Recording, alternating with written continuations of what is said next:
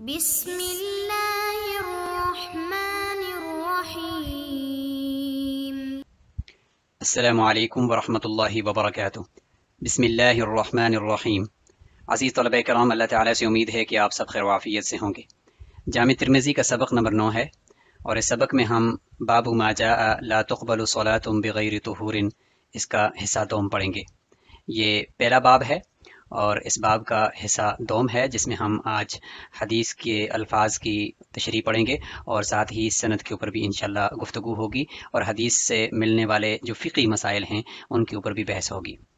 گزشتہ سبق کا خلاصہ ایک دفعہ دوبارہ دیکھ لیں کہ گزشتہ سبق میں بسم اللہ سے ابتدا کرنے کی وجوہات کا ذکر ہوا، نمبر 2 حدیث باب کا ترجمہ اور تشریح ہو گئی، اور نمبر 3 حدیث باب کے راویوں کا تعارف ہو گیا۔ اس سبق میں ہم پڑھیں گے نمبر 1 فاقد الطہورین اور مسئلۃ البناء کا حکم، ناجائز طریقے سے حاصل کی گئی آمدنی کا حکم، القبول، الغلول، الطہارہ کی لغوی تحقیق اور مصداق، اور نمبر 4 وفی البابی کے تحت آنے والی روایات کی تصریح۔ ہم اس کو ابھی دیکھیں گے کہ ابواب الطہارہ یہ جمع کیوں لایا اور باب یا کتاب کسے کہتے ہیں، اور ساتھ ہی پھر ہم یہ بھی دیکھیں گے کہ عن رسول اللہ صلی اللہ علیہ وسلم فرمایا ہے تو اس کا کیا مطلب ہے۔ تو لفظ ابواب اور عن رسول اللہ کی تشریح ہم یہاں پہ دیکھیں گے العرف الشذی سے۔ تو العرف الشذی کے اندر یہ لکھتے ہیں کہ اصل میں جو کتاب ہے تو کتاب کا مطلب ہوتا ہے کہ ایسا مجموعہ مسائل کا یا حدیث کا کہ جس کے تحت مختلف انواع کی حدیث آ رہی ہوں، اور اس کو آپ ابواب بھی کہہ سکتے ہیں۔ تو کتاب اور ابواب یہ مترادف کے طور پر استعمال کیے جا سکتے ہیں، اور باب سے مراد کہ ایسا مجموعہ کہ جس کے تحت ایک ہی نوع کی حدیث کو آپ جمع کر لو۔ تو امام ترمذی رحمہ اللہ نے ابواب الطہارہ فرمایا، اور اسی سے ترجمہ اپنا باب کا ترجمہ قائم کیا، اور ترجمۃ الباب ہے ان کا۔ اور اس سے آپ دیکھیں کہ امام ترمذی رحمہ اللہ نے جو ابواب قائم کیے ہیں تو وہ ان کے جو حدیث ہے حدیث کے مطابق ہیں، اور حدیث کے ہی الفاظ کے کو انہوں نے ترجمہ بنایا ہے، یعنی اس کا ٹائٹل بنایا ہے۔ اچھا، دوسری بات یہ تھی کہ جو عن رسول اللہ صلی اللہ علیہ وسلم استعمال کیا، اس کا کیا مطلب ہے۔ تو اس سے پہلے جو محدثین کی کتابیں لکھی گئیں تو وہ اپنی کتابوں میں مرفوعات اور صحابہ کے آثار اور تابعین کے جو اقوال ہیں ان کو جمع کر دیتے تھے۔ سب سے پہلے ان سب کے درمیان جو امتیاز کیا ہے وہ امام احمد بن حنبل رحمہ اللہ نے کیا ہے۔ تو امام ترمذی رحمہ اللہ عن رسول اللہ کا لفظ لا کر یہ اشارہ کرنا چاہتے ہیں کہ میری جو کتاب ہے اس کے اندر صرف مرفوعات احادیث ہوں گی، رسول اللہ صلی اللہ علیہ وسلم سے براہ راست نقل کی گئی احادیث ہوں گی، نہ کہ صحابہ یا تابعین کے آثار ہوں گے۔ باب ما جاء لا تقبل صلاۃ بغیر طہور، یہ باب قائم کیا ہے۔ ہم مزید آگے بڑھیں گے اور سند کے اندر جو بحث ہوگی وہ ہم کرتے چلے جائیں گے۔ یہاں پر اگر آپ دیکھیں تو قتیبۃ بن سعید لکھا ہوا ہے، اور بیچ میں جو ابن ہے اس کا حمزہ نہیں لکھا ہوا۔ تو یہاں اگر دیکھیں تو مصعب بن سعد لکھا ہوا ہے، تو یہاں پہ حمزہ ہے، ٹھیک ہے، لیکن قتیبۃ بن سعید کے اندر حمزہ نہیں لکھا ہوا۔ اس کا کیا مطلب ہے؟ تو ہم اس کو بھی ذرا ایک نظر دیکھ لیتے ہیں کہ لفظ ابن کا جو حمزہ ہے اس کا کیا قاعدہ ہے کہ کہیں پہ لکھا جائے گا، کہیں پہ نہیں لکھا جائے گا، پڑھا جائے گا لیکن لکھا نہیں جائے گا۔ تو معارف السنن کے اندر ہمیں یہ بات ملتی ہے کہ لفظ ابن اس کے بارے میں ایک قاعدہ ہے، وہ یہ کہ جب یہ دو علم کے درمیان آ جائے اور وہ دو علم متناسقین ہوں اور نیچے لکھا ہوا ہے متناسلین ہوں، متناسق یا متناسل یعنی دونوں آپس میں باپ بیٹا ہوں، یعنی آپس میں تناسل کا رشتہ ہو، تو ایک شرط تو یہ ہے۔ دوسرا یہ کہ یہ جو ابن ہے تو یہ درمیان میں واقع ہو، سطر کے شروع میں واقع نہ ہو، وقع فی مبدأ السطر یعنی سطر کے شروع میں واقع نہ ہو،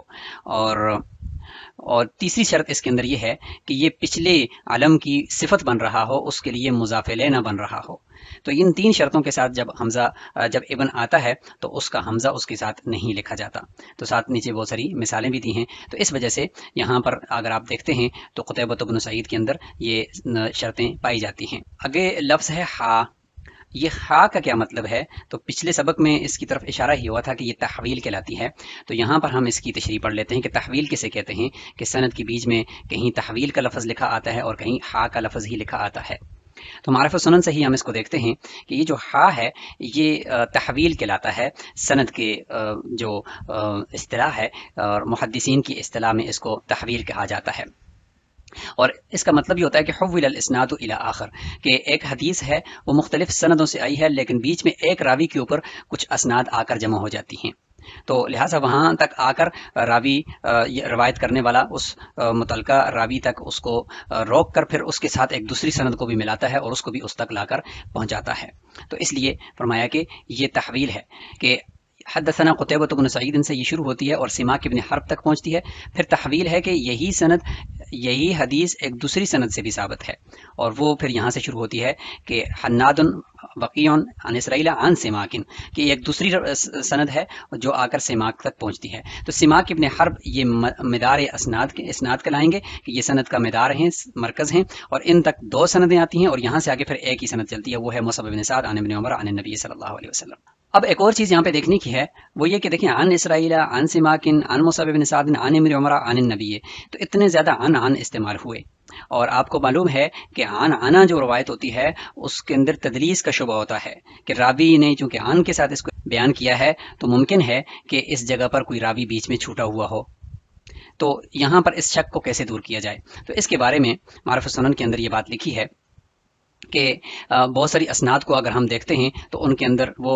حدثنا اخبرنا کے ساتھ وہ شروع ہوتی ہیں اور آگے جا کر انا کے ساتھ ختم ہو رہی ہیں. ترمذی شریف کے اندر اسی طرح ہو رہا ہے کہ رسول اللہ صلی اللہ علیہ وسلم کے قریب کے جو روات ہیں تو ان کے ساتھ ان ہی استعمال ہو رہا ہے. تو فرماتے ہیں کہ اس کی وجہ یہ ہے کہ تابعین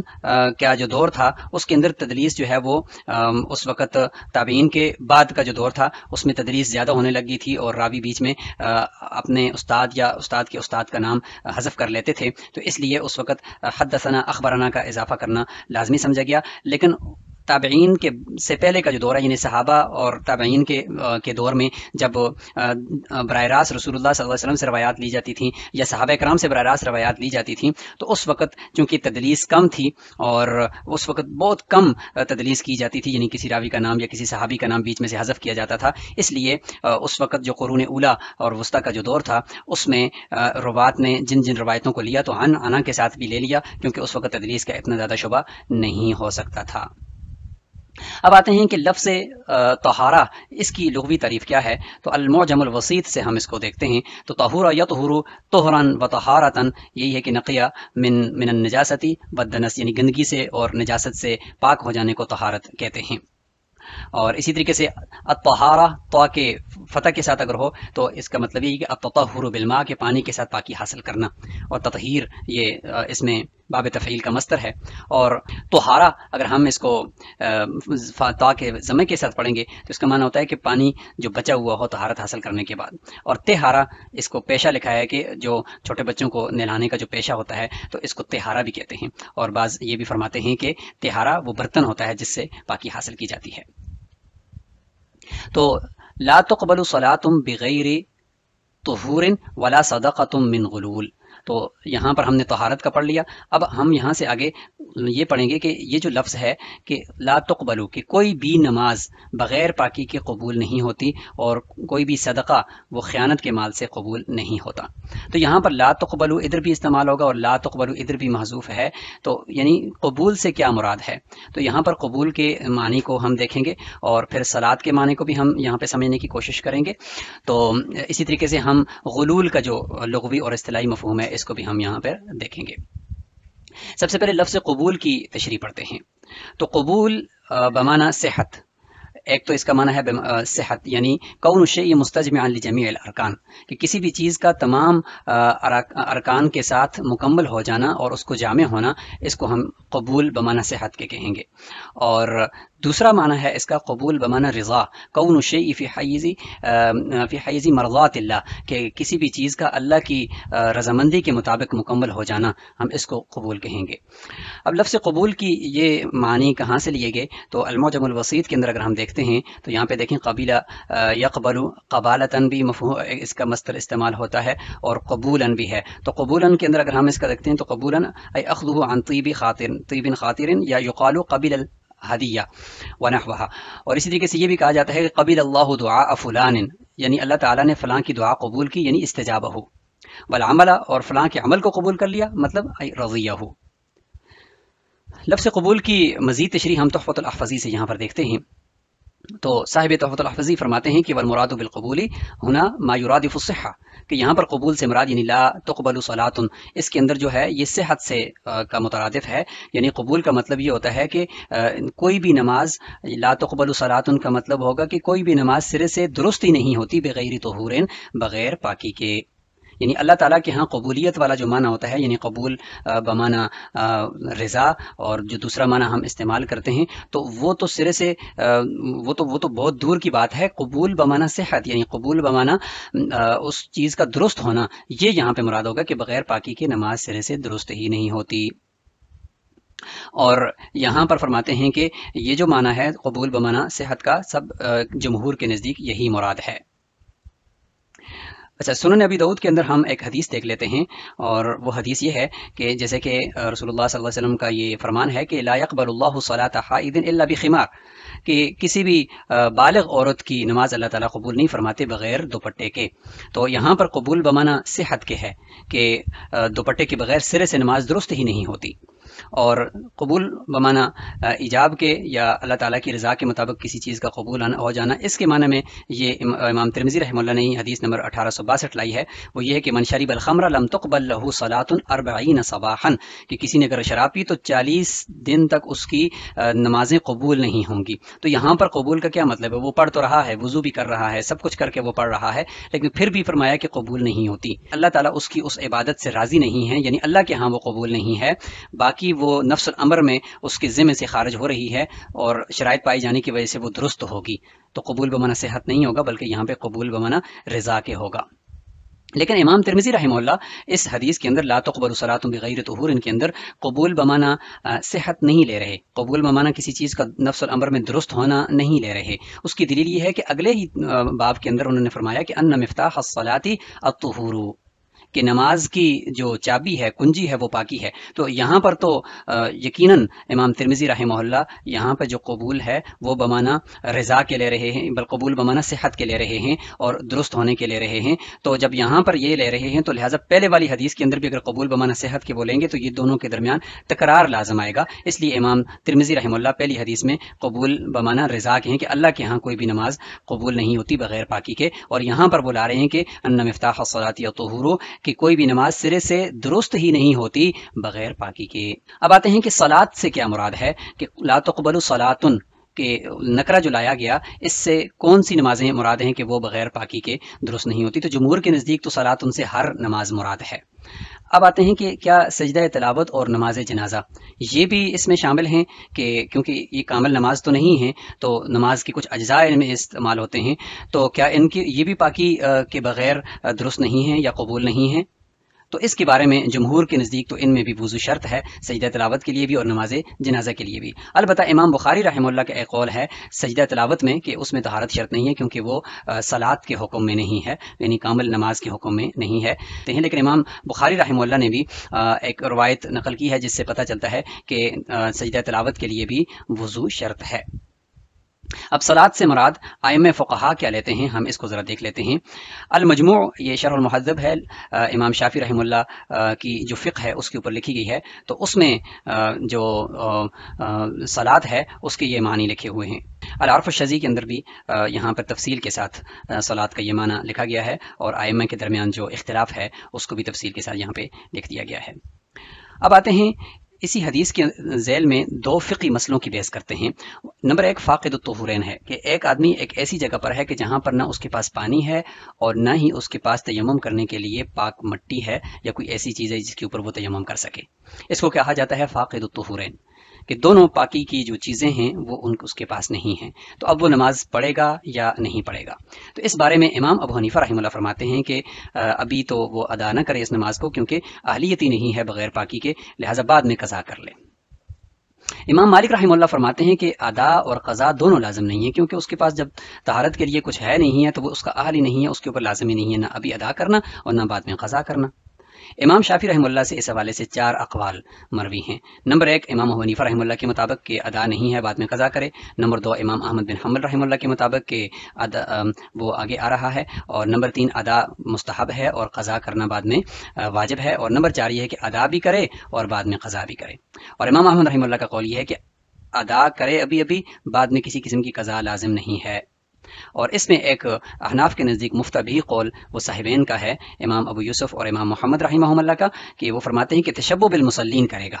اور اس وقت وہ ایسے ہی نمازی آدمی کی طرح وہ نماز کی شکل و صورت بنائے گا، اور اس کے بعد میں اس کی قضا کر لے گا۔ اب ان سب کو ہم کتابوں سے دیکھتے ہیں۔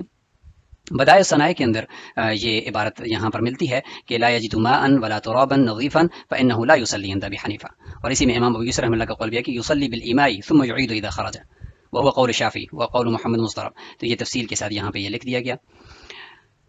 المجموع فقہ شافعی کے اوپر یہ کتاب ہے، ہم اس سے بھی دیکھ لیتے ہیں، تو اس میں بھی یہی ہے کہ واما حکم المسألة فاذا لم يجد المكلف ماء ولا ترابا بان حبس في موضع نجس او كان في ارض ذات وحل ولم يجد ماء، تو یہاں سے آگے دیکھیں فرمایا کہ اربعۃ اقوال، تو ابھی جو 4 اقوال ہم نے دیکھے تو وہ یہاں تفصیل کے ساتھ لکھ دیے گئے۔ المغنی لابن قدامہ یہ فقہ حملی کی کتاب ہے، اور اس کے اندر اگر آپ دیکھیں تو فرمایا کہ وَإِنْ عَدِمَ بِكُلِّ حَالٍ صَلَّى عَلَى حَسْبِ حَالِهِ وَهَذَا قَوْلُ الشَّافِعِي، یہاں پہ بھی دوسرے ائمہ، اس میں امام مالک رحمہ اللہ کا قول بھی تفصیل سے لکھ دیا، اور اپنے اقوال کو بھی یہاں پہ تفصیل کے ساتھ فقہ حملی میں کی کتاب میں لکھ دیا گیا۔ افاقد طہورین کے بارے میں العرف الشذی کے اندر بھی آپ کو یہ بحث تفصیل کے ساتھ یہاں پہ نظر آ رہی ہے۔ عارضۃ الاحفظی، اس کے اندر بھی ہم یہ دیکھ لیتے ہیں کہ اگر کوئی آدمی دونوں یعنی پانی اور مٹی دونوں سے عاجز ہے، اور وہ ان کو استعمال کرنے پر عاجز ہے، قادر نہیں ہے، تو اس کے لیے جو 4 صورتیں ہیں وہ یہاں پہ لکھ دی گئی، ہر ایک امام کے نزدیک اس کی وہ صورتیں بھی یہاں پہ نقل کر دی گئی۔ فاقد طہورین کے بارے میں معارف السنن کے اندر جو صاحبین کا تشبہ بالمصلین والا قول ہے وہ بھی یہاں آپ دیکھ سکتے ہیں۔ مسئلۃ البناء، یہ دوسرا مسئلہ ہے جو اس حدیث کے تحت ہے کہ اگر کسی کا دوران نماز وضو ٹوٹ جائے تو وہ کیا کرے، تو فقہ حنفی میں یہ ہے کہ وہ باہر نکلے اور وضو کرے، پھر واپس آ کر اگر وہ نماز چل رہی ہے جماعت کے ساتھ تو اس میں دوبارہ سے شریک ہو جائے، اور وہ لاحق کے حکم میں ہوگا کہ بیچ میں جو رہ جانے والی رکعات ہیں وہ ان کو بعد میں ادا کرے گا۔ اور احناف کا یہ مسلک ہے، اور شوافے کا جو جدید قول ہے وہ بنا کو درست نہیں قرار دیتے، وہ فرماتے ہیں کہ درمیان میں جو چلنا ہے، پھرنا ہے اور قبلے سے ہٹ جانا ہے، اس سے جو ہے عمل کثیر لازم آتا ہے، تو لہٰذا یہ درست نہیں ہے۔ بدائع الصنائع کے اندر تو یہ تفصیل سے بتا دیا کہ قیاس کا تقاضا تو یہ ہے کہ یہ بنا درست نہ ہو، کیونکہ اس میں انسان بالکل چلتا بھی ہے، اس میں واپس بھی آتا ہے اور عمل کثیر لازم آ رہا ہے، اس لیے قیاساً تو یہ درست نہیں ہے، لیکن استحساناً یہ درست ہے، کیونکہ حدیث کے اندر جب یہ چکا ہے، حضرت عائشہ رضی اللہ عنہ سے یہ مروی ہے کہ من قاء او رعف فی صلاته انصرف وتوضا وبنى على صلاته ما لم يتكلم، تو یہاں اس روایت کی وجہ سے احناف فرماتے ہیں، اور اس طریقے سے صحابہ کا اجماع بھی ہے اس کے اوپر، تو ہم اس قول کو لے کر بنا کو درست قرار دیں گے۔ لیکن المجموع کے اندر اگر ہم دیکھتے ہیں تو وہ فرماتے ہیں کہ جدید قول یہی ہے کہ تبطل صلاته، اگر حدث اس کو پیش آ گیا، اس میں اس کا کوئی خود اختیار نہیں ہے، عمدن اس نے اپنا وضو نہیں توڑا بلکہ بغیر اختیار کے وضو ٹوٹ گیا ہے، تو نماز اس کی باطل ہو جائے گی، لأنه حدث يبطل الطہارۃ، کہ اس کی وجہ سے طہارت باطل ہوگی، اس نے طہارت کو باطل کر دیا، فابطل صلاته، تو لہٰذا یہی حدث اس کی نماز کو بھی باطل کر دے گا۔ لیکن پرانا قول یعنی قدیم قول یہ ہے شافعی کا کہ نماز باطل نہیں ہوگی بلکہ وہ بنا کر سکتا ہے، تو یہ یہاں پر تفصیل کے ساتھ لکھ دیا گیا۔ سنن ابن ماجہ کے اندر یہ حدیث موجود ہے، اسماعیل بن عیاش کی، اگرچہ اس کے اوپر یہ اعتراض بھی ہے کہ اسماعیل بن عیاش کی روایات جو حجازی روات ہیں ان سے کمزور ہوتی ہے، ضعیف ہوتی ہے، اور یہاں پہ اسماعیل بن عیاش جو ابن جریج سے روایت کرتے ہیں، تو ابن جریج تو حجاز کے ہیں، تو لہٰذا ان کی روایت ضعیف ہے۔ لیکن احناف فرماتے ہیں کہ جب مختلف طرق سے کوئی روایت ثابت ہوتی ہے تو لہٰذا اس کی وجہ سے اس کے اندر قوت آ جاتی ہے۔ العرف الشذی کے اندر مسئلۃ البناء کو بھی تفصیل سے لکھ دیا گیا ہے۔ لفظ غلول کسے کہتے ہیں، تو غلول کا موجم الوسیط سے ہم اس کی لغوی تعریف دیکھ لیتے ہیں کہ غلول کا مطلب ہوگا کہ خانہ فی المغنم، یعنی مال غنیمت کے اندر خیانت کر دینا، اور ومن یغلل یأتی بما غل یوم القیامہ، اس کا بھی یہی مفہوم ہے۔ اور اب اسی کے ذیل میں ہم اس حدیث کی تشریح کو یوں کریں گے کہ ولا صدقۃ من غلول، کہ حرام مال سے خیانت والا مال اگر وہ صدقے کی نیت کے طور پر دیا جائے تو وہ اللہ تعالیٰ کے نزدیک قبول نہیں ہوتا۔ اگر ہم معارف السنن کے اندر دیکھیں تو غلول کی یہ تشریح یہاں پہ تفصیل کے ساتھ لکھ دی گئی، اور آگے حرام مال کا حکم بھی تفصیل کے ساتھ لکھ دیا گیا۔ اس حدیث کے تحت امام ترمذی رحمہ اللہ فرماتے ہیں کہ وفی الباب عن فلان، کہ 3 مختلف روایات بھی آ سکتی ہیں۔ وہ کون کون سی ہیں، تو نزہۃ الالباب کے اندر ہم اس کو دیکھتے ہیں۔ نمبر ایک حدیث ابی الملیح، تو وہ حدیث یہاں پر اگر مختلف اسناد کے ساتھ آپ دیکھیں تو اس میں یہ ہے کہ ان اللہ لا يقبل صلاة بغیر طہور ولا صدقة من غلول. اور دوسری روایت اس میں ابو ہریرہ رضی اللہ عنہ کی اس باب کے تحت بھی آ سکتی ہے، اور ابو ہریرہ رضی اللہ عنہ سے روایت کرنے والے حمام اور ابو سلمہ ہیں، اور حمام کی روایت لا تقبل صلاة من احدث حتى يتوضأ یہ آئے گی. اور اسی طریقے سے جو ابو سلمہ کی روایت ہے تو وہ یہ ہے کہ لا يقبل اللہ صلاة بغیر طہور ولا صدقة من غلول. اس سبق کا خلاصہ کر لیتے ہیں کہ اس سبق میں ہم نے 4 چیزیں پڑھ لیں. ایک تو فاقد الطہورین اور مسئلۃ البناء کا حکم، ناجائز طریقے سے حاصل کی گئی آمدنی کا حکم، القبول، الغلول، الطہارہ کی لغوی تحقیق اور مصداق، اور فی الباب کے تحت آنے والی روایات کی تشریح. سبق سے متعلق کچھ مشقی سوالات ہیں. ایک تو یہ ہے کہ فاقد الطہورین کا کیا مطلب ہے، یہ آپ نے کمنٹ باکس کے اندر لکھنا ہے. اور نمبر 2 مسئلۃ البناء میں راجح قول اور مفتبی قول کیا ہے. اسی کے ساتھ ہمارا یہ سبق مکمل ہوا. السلام علیکم ورحمۃ اللہ وبرکاتہ.